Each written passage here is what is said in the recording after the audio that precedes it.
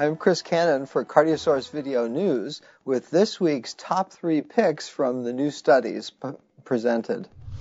First off, number 3, we have the first fully subcutaneous ICD, an initial report in the New England Journal showing that they were able to do a leadless and non-intravascular ICD that was implanted that successfully defibrillated episodes of VT.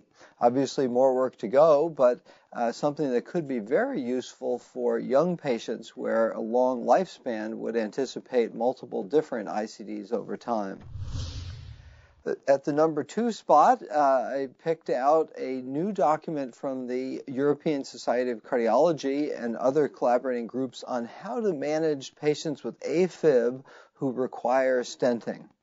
This is a vexing problem where, in theory, we need both warfarin as well as aspirin and clopidogrel, but we have to balance that with the bleeding risk. And so a big document goes through lots of different scenarios to help guide through who should get triple therapy and for how long, and who to consider double therapy for.